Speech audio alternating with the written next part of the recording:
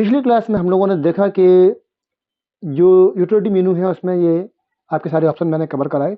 इसके बाद आज हम यहाँ से इन ऑप्शन को कवर करेंगे और अपने आगे की चीज़ों को चलेंगे।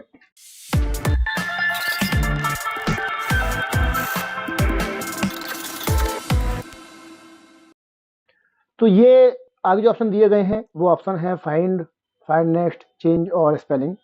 इनके द्वारा हम किसी भी शब्द को फाइंड कर सकते हैं, चेंज कर सकते हैं और स्पेलिंग ग्रामर को चेक कर सकते हैं।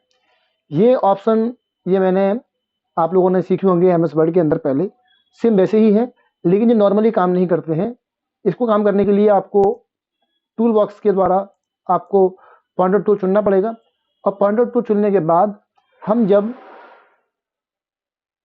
एडिट में जाते हैं और एडिट स्टोरी मोड पर क्लिक करते हैं तो ये एकदम से हमारे सामने बदलाव होता है और ये नॉर्मल टेक्स्ट सामने आने लग जाता है।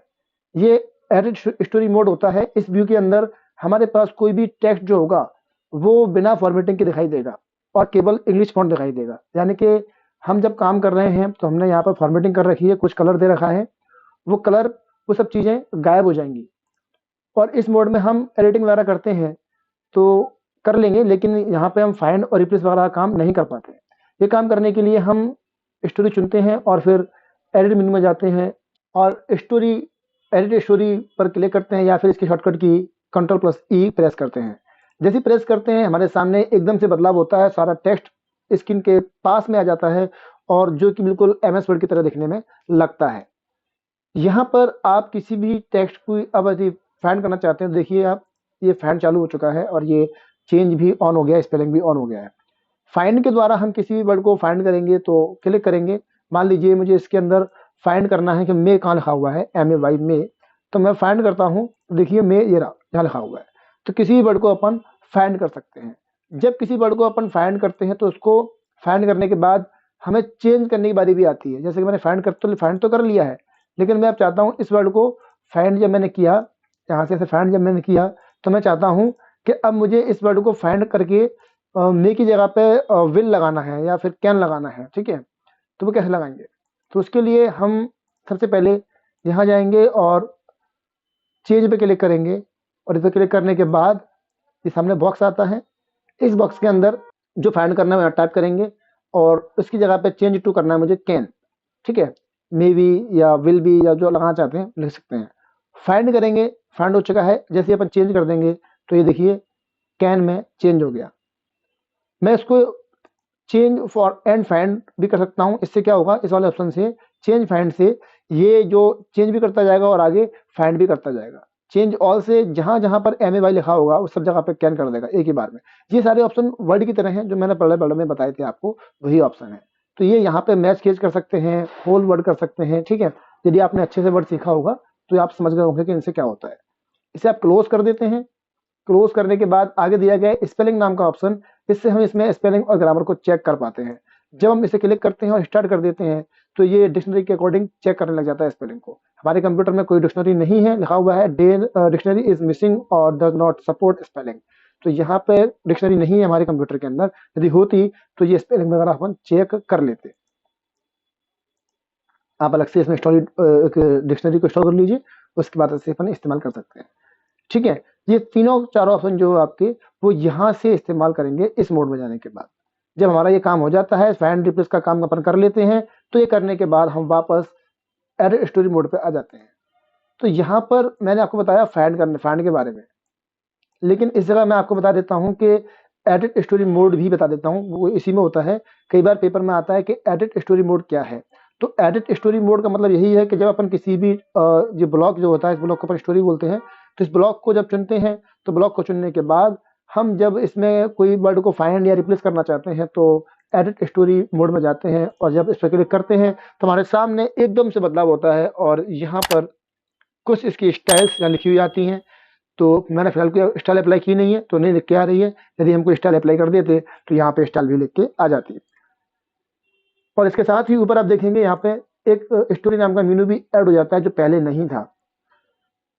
यहाँ पे आप न्यू स्टोरी से नई स्टोरी बना सकते हैं, क्लोज स्टोरी से इसको बंद कर सकते हैं, डिस्प्ले से आप पैराग्राफ कहाँ कहाँ पे आपने एंटर मार के चेंज किया है वो देख सकते हैं और डिस्प्ले स्टाइल नेम से यहाँ पे हम स्टाइल वगैरह में देख पाते हैं। इसे हटा देंगे तो ये स्टाइल यहाँ पे नहीं आएगा और वर्ड की तरह आपके सामने स्क्रीन आएगी।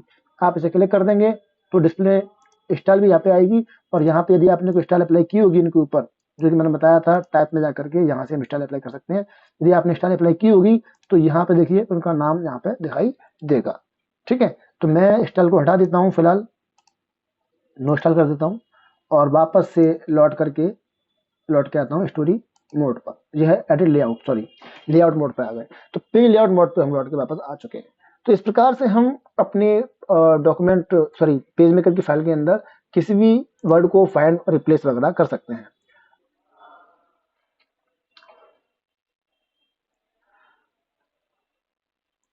अगला ऑप्शन दिया गया है इसके अंदर बुक नाम का। इसके हम बुक बनाने के लिए इसका इस्तेमाल करते हैं। फॉर एग्जाम्पल के तौर पे मैं यहाँ पर आपके लिए अभी एक एग्जाम्पल देता हूँ। मैंने टेक्स्ट कॉपी कर लिया और एक नई फाइल बनाता हूँ जिसमें मैं इस टेक्स्ट को डालूंगा। ये टेक्स्ट यहाँ पे आ चुका है और इसको मैंने इसमें जब डाला है तो मैं थोड़ा सा साइज बड़ा कर देता हूँ ताकि आपको ये ठीक से दिखाई दे सके। ठीक है, मैंने ये टेक्स्ट ले लिया है और इसको मैंने इसमें डाल दिया है। मैं इसे सेव कर देता हूँ, फाइल पे जाके सेव कर दिया और इसका नाम मैं दे देता हूँ यूनिट नंबर 1। मान लीजिए इसका नाम है यूनिट 1 और ये मैंने बंद कर दिया। इसके बाद मैं फिर से एक फाइल बनाता हूँ Ctrl+N या फाइल पे जाके और इसमें मैं अपना फिर से ये फाइल का डाटा जो मैंने दिया था उसे डालता हूँ, 2 बार डाल देता हूँ इस बार में। ठीक है, और इसको सेव कर देता हूँ यूनिट नंबर 2 के नाम से। ये मैंने अलग अलग फाइल बनाई हुई है, एक यूनिट 1 है, एक यूनिट 2 है, एक यूनिट 3 बना देता हूँ। इसे ही बंद कर देता हूँ मैं और फिर से नई फाइल लेता हूँ और यहाँ पर मैं एक बार एक शेप भी दे दूंगा इस बार में। तो ये मेरा सेव कर देता हूँ। इसका नाम है यूनिट 3। मैंने यहाँ पे 3 यूनिट मैंने अलग अलग बना ली हैं और अब मैं बुकलेट का इस्तेमाल करूंगा, तो बुक बनाऊंगा सॉरी। तो बुक बनाने के लिए मैं यहाँ पे क्लिक करूंगा और ये पेज ले लूंगा नया। ठीक है, देखिए ये बुक ऑप्शन दिया हुआ है। इससे क्या होता है, यदि ये फाइल मेरा पेज बंद होता तो ये ऑप्शन चालू नहीं हो रहा है। तो मैं यहाँ पे पेज लेता हूँ, फाइल को ओपन कर लेता हूँ और पेज लेने के बाद अब देखिए मैं बुक पे क्लिक करूंगा तो यहाँ पे मेरे नाम लिख के आ रहे हैं, मैंने फाइल बनाई थी उनके नाम। तो आपको जो फाइलें बुक में चाहिए आप उनको यहाँ पे इंसर्ट कर सकते हैं। इस फाइल का नाम क्या है, अनटाइटल 5। ठीक है, तो मैं क्लिक करूंगा, यूनिट नंबर 1 को करता हूँ इंसर्ट, फिर यूनिट नंबर 2 को भी करता हूँ इंसर्ट और 3 को भी कर लेता हूँ इंसर्ट। तो गलती से आगे पीछे कर दिया मैंने जानबूझ करके। अब यहाँ पे ये क्रम चेंज हो गया तो मैं इनको क्रम चेंज करके बढ़ा सकता हूँ। कैसे बढ़ाऊंगा, देखिए मैं यूनिट नंबर 1 लेके आना है मुझे ऊपर, तो मूव अप कर दूंगा यहाँ से। यूनिट नंबर 2 मुझे इसके बाद चाहिए तो कर दिया और 3 हमें 4 चाहिए कर दिया। ये करने के बाद आपको क्या करना है, ये आपको ऑटो नंबरिंग करनी है या इसको इवन और पेज नंबर पर मंगाना चाहते हैं, नेक्स्ट ऑर्डर पैड पे या नेक्स्ट पेज पे मंगाना चाहते हैं या जैसे मंगाना चाहते हैं, क्लिक करेंगे और इसे अपन ओके कर देंगे। जैसे ओके करेंगे तो बोलेगा auto running is selected, do you want to update this pages, अपन कर देंगे यस। यस किया तो देखिए यहाँ पर जैसे ही मैंने ओके पे क्लिक किया तो आप देखेंगे इस जगह पर नीचे पेज नंबर 5 हो चुका है। ठीक है, यहाँ पर पेज नंबर 5 हो चुका है, लेकिन मैंने जो फाइल ली थी चैप्टर नंबर 1 और यूनिट नंबर 1 और 2 वाली, उनमें देखिए यूनिट नंबर 1 के अंदर पेज नंबर कितना आ रहा है, 2 आ गया अपने आप। यूनिट नंबर 2 में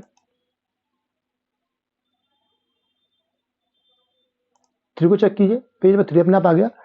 यहाँ पेज नंबर 1 था और 2 था, यानी कि मैं आपको फिर से एक बार करके दिखा देता हूँ, समझाता हूँ अच्छे तरीके से। ये थोड़ा सा मैं नई फाइल बनाता हूँ ताकि आपको समझ में आए।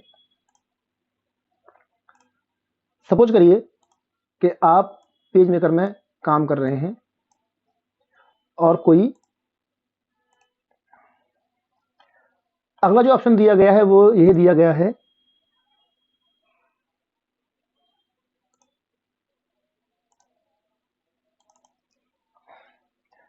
अगला जो ऑप्शन दिया गया है वो है बुकलेट के नाम से, सॉरी बुक के नाम से। तो बुक वाले ऑप्शन का मतलब ये है कि अपन बुक बना सकते हैं नई। इसको समझाने के लिए मैं आपको बताता हूँ कि हम एक फाइल बनाते हैं जिसका जो नाम मैं दे दूंगा यूनिट नंबर 1। मैं यहाँ पे कोई डाटा डाल देता हूँ, मेरा डाटा है। ठीक है, इसके अंदर ये एक ही पेज है और मैं एक पेज में और ले लेता हूँ, चलो एक ही पेज ठीक है, एक ही पेज ले लेता हूँ और इसके अंदर मैं फाइल पे जाके सेव कर देता हूँ। इसका नाम करता हूँ यूनिट नंबर 1। यूनिट 1 मैंने नाम दिया और इसको मैंने सेव कर दिया, जिसके अंदर एक पेज है, ध्यान रखना इसमें एक ही पेज है बस केवल। अब मैं इसको बंद कर देता हूँ और एक नई फाइल बनाऊंगा जिसके अंदर मैं फिर से कुछ डाटा कॉपी करता हूँ, 2 बार कर देता हूँ वह डाटा और इसके अंदर मैं एक पेज और ले लेता हूँ। इसके अंदर 2 पेज हैं ऐसा मान लीजिए, और या 3 पेजेस मान लेता हूँ। चलिए, पहली वाले में एक पेज था और इसमें 3 पेज हैं और मैं इसको भी सेव कर देता हूँ, फाइल पे जाके सेव, इसका नाम डाल देता हूँ यूनिट 2। इसे बंद कर देता हूँ, एक नया पेज फाइल और लेता हूँ और इसके अंदर मैं डाटा कॉपी करता हूँ और पेस्ट करके डालता हूँ, एक शेप बना देता हूँ तो इसकी पहचान हो जाएगी अलग पेज की, और इसको भी मैं सेव कर देता हूँ। इसका नाम है यूनिट 3। तो मैं यहाँ पे 3 फाइल बना चुका हूँ अलग अलग नाम से। इसके बाद अब दिखाता हूँ मैं आपको कि बुक वाले ऑप्शन का यूज क्या है। बुक वाले ऑप्शन का यूज ये है कि यदि आप बुक बना रहे हैं और 2-3 लोग व्यक्ति अलग अलग फाइल बना रहे हैं, यूनिट नंबर 1 की फाइल अलग, 2 की अलग, 3 की अलग, और आप यहाँ पे अलग काम कर रहे हैं, इसका नाम यूनिट नंबर 4 दे सकते हैं या आप कवर पेज दे सकते हो, जो बनाना चाहें बना सकते हैं। तो यहाँ पे हम उन पेजेस जो हमने फाइल बनाई थी उनके पेजेस को कैसे क्रम को नंबर को चेंज करेंगे, देखिए उसे चेंज करने के लिए आप बुकलेट पे जाएंगे और यहाँ पे आपकी यूनिट के नाम आ रहे हैं, यूनिट नंबर 1, 2, 3।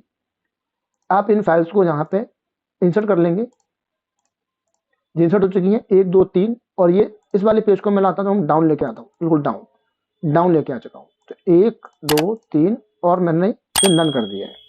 ये करने के बाद नीचे आप देखेंगे ऑटो नंबरिंग करना चाहते हैं, नन करेंगे तो ऑटो नंबरिंग नहीं होगी। मैं करता हूँ ऑटो नंबरिंग, तो मैंने नेक्स्ट पे क्लिक कर दिया। यदि मैं इसको नेक्स्ट ऑड कर दूंगा तो वो अगले ऑड के हिसाब से आएगा और नेक्स्ट इवन के हिसाब से आएगा। मैंने इस पर नेक्स्ट पेज पे क्लिक कर दिया तो ये ऑटोमेटिकली नेक्स्ट पेज ले लेगा, यानी कि पेज नंबर फाइल नंबर 1 में जितने पेज थे उतनी नंबरिंग हो जाएगी। अब उसके आगे की नंबरिंग यूनिट नंबर 2 में हो जाएगी और उसके आगे की नंबरिंग यूनिट नंबर 3 में अपने आप हो जाएगी। और मेरे 5 वाली जो यूनिट नंबर जो है फाइल है अनटाइटल वाली, इसमें भी नंबरिंग अपने आप हो जाएगी। तो फिलहाल देखिए पेज नंबर 1 है यहाँ पे नीचे। अब जैसे मैं ओके करूंगा, नेक्स्ट पे क्लिक करने के बाद ओके पे क्लिक करूंगा तो ये बोलेगा auto numbering is selected, do you want to update the page number of all publication in the book. तो मैं चाहता हूँ कि नंबर अपडेट हो जाए तो मैं यस करूंगा, नहीं तो मैं नहीं जाऊंगा। मैं यस कर देता हूँ। सारे पेज नंबर अपडेट हो चुके हैं मेरे। देखिए इसमें 1 नंबर पेज था वो 6 हो गया है। क्यों हो गया है 6? क्योंकि अब आप फाइल खोल के देखेंगे यूनिट नंबर 1 वाली, तो यूनिट नंबर 1 फाइल यदि इसे देखिए पेज नंबर इसमें 1 आ रहा है, ठीक है। और जैसे ही आप यूनिट नंबर 2 ओपन करेंगे तो इसमें ऑटोमेटिकली पेज देखिए चेंज हो चुके हैं, 2, 3 और 4 अपने आप पेज नंबर चेंज हो चुका है नीचे देखिए, ठीक है। ये इस जगह पे और हो गया चेंज पेज नंबर। अब आप अगर जाएंगे यूनिट नंबर 3 पे तो अपने आप पेज नंबर 5 इसमें आ गया होगा, देखिए 5 आ गया इसमें, और जो मेरी फाइल थी अनटाइटल वाली इसमें अपने आप 6 हो चुका है। तो ऑटोमेटिक पेज नंबर हो जाते हैं, फिर नंबर प्रिंट कर सकते हैं उन्हें, अपन फाइलों को आपस में मतलब अपने अपने काम में एक बुक की तरह इस्तेमाल कर सकते हैं। तो पेज नंबरिंग को अरेंज करने के लिए या कह सकते हैं पेज नंबरिंग को चेंज करने के लिए हम यहाँ पर बुक का इस्तेमाल करेंगे, ठीक है। अगला जो ऑप्शन दिया गया है वो है इंडेक्स एंट्री का, जो कि जब अपन इंडेक्स बनाते हैं तो इंडेक्स बनाने के लिए हम उसकी एंट्री करेंगे तो वो यहाँ पर इंडेक्स एंट्री से अपन एंट्री बना सकते हैं। एक्चुअली में आप लोगों ने एमएस वर्ड में सीखा होगा, जब इंडेक्स बनाते थे तो उसके अपन मार्क एंट्री करते थे। उसी प्रकार की एंट्री करने के लिए हम यहाँ पर इंडेक्स एंट्री का इस्तेमाल करेंगे। तो ये अपन समझने के लिए मैं एक फाइल लेता हूँ जिसमें मेरे पास 2-3 पेज होंगे। तो मैं एक फाइल मेरे पास है, इसका नाम फाइल है, और इसमें आप देखिए ये कुछ पेजेस मैंने इसमें बना रखे हैं, ठीक है। तो मैंने पेजेस के लिए एक इंडेक्स शेयर करना चाहता हूँ। सपोज मैं यहाँ पर मान लीजिए ये टेक्स्ट मेरे पास है और मैं इसमें से इंडेक्स एंट्री बनाना चाहता हूँ कुछ वर्ड्स के लिए। तो उन वर्ड्स को चुनूंगा, जैसे कि एनालॉग कंप्यूटर को चुना मैंने और यहाँ जाकर के मैंने इंडेक्स एंट्री पे क्लिक किया और फिर यहाँ पे जाकर के मैंने, मेरा करंट पेज है तो करंट पेज को ले लिया मैंने।